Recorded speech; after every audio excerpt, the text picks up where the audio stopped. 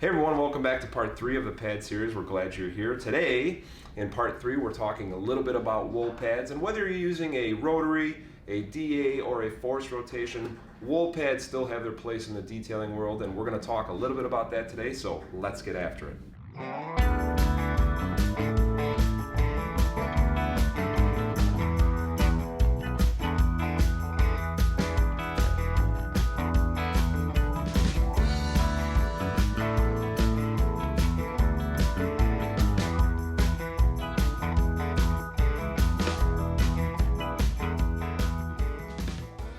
Quick before we get going, the last couple months in my own shop here, I've been working on some really problematic cars. People have loved my work and they're bringing me cars that are just really beat up, and because of the quality of the paint, when I'm working on these cars, I really need to dig out the scratches, and your traditional foam pad or microfiber pad is not giving me the punch that I want, and so I turn to the old school wool pad with the rotary to make quick work of leveling out the scratches. And so we're going to talk a little bit about these wool pads. Back with Clint. Here we are.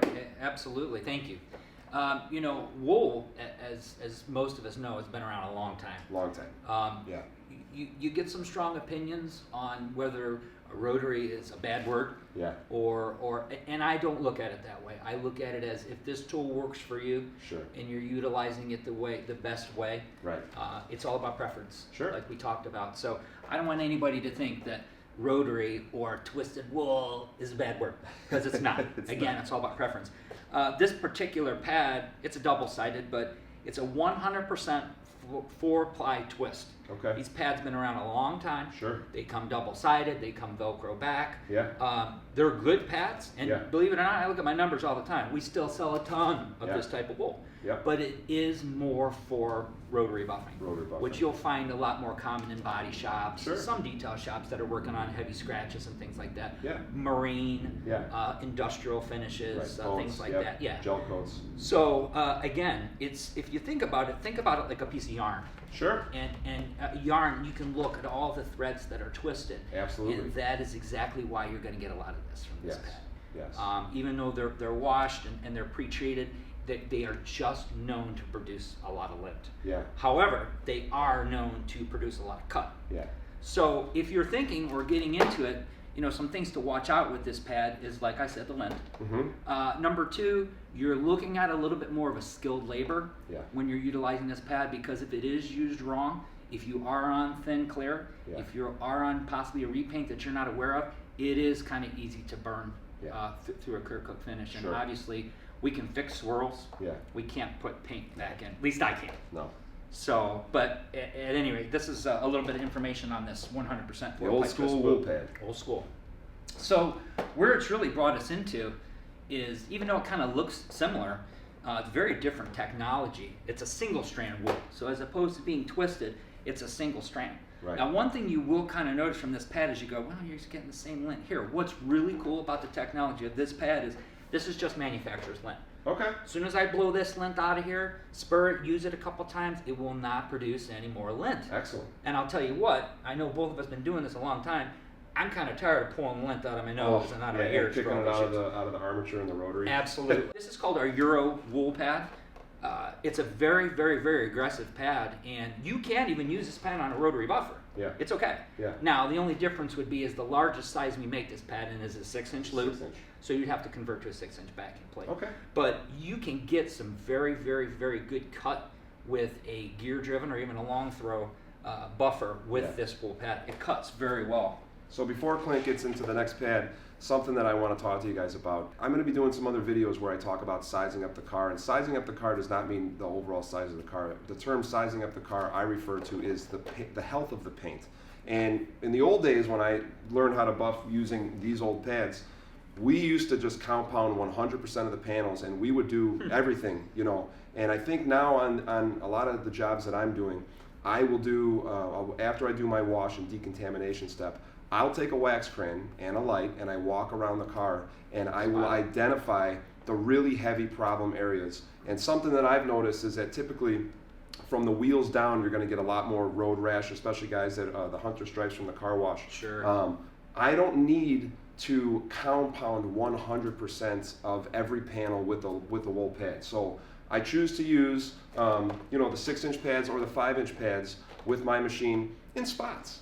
And because not 100% of the panels are, all beat up. You're going to have your problem areas, and then you're going to have another part that's not as bad. So this is something that's helped me if you're, thinking about using rotaries or getting more into using rotary polishers.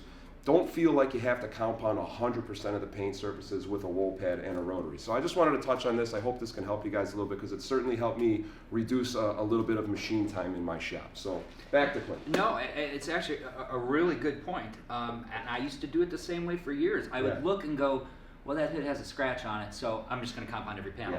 Yeah. So I was wasting my time. I was creating a lot more work for myself because obviously using a rotary buffer, what's a rotary scratch? What's a swirl? It's a scratch. You got to still buff the top of the clear until it gets underneath with the swirl scratch. So there was more time.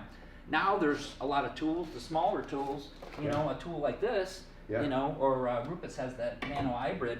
You can get into smaller places. So instead of looking at that panel and going, well, I need to do that whole fender because it has a scratch that's big. Now you have a tool, you can just remove that scratch. It's really, really cool. And the more you start using the smaller pads, the more you kind of get accustomed to it. And then if you try to just use an old 9-inch pad, it's like, I can't do the car. So the small pads have really helped. Just put out a better end result. Sure. You know what I mean? Sure. It really has. Absolutely. Yeah. And this next pad that we're going to talk about is something that is newer for Buff and Shine. Yes. And I have had a lot of really awesome experience with this pad. We're going to talk about it here in a second, but it has the functionality of a wool pad, but finishes a lot like a microfiber pad or a foam pad, depending on the paint quality that you're dealing with. But let's talk about this pad, Clint. Yeah, you're right, Matt. This is newer to our lineup.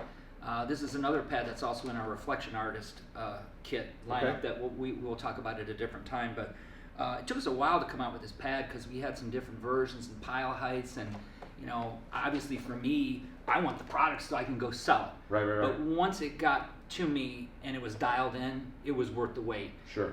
So we introduced this pad last year at SEMA, and it has just been very well received. And it's a blended pad, so there is wool in here, but it's also blended with synthetic.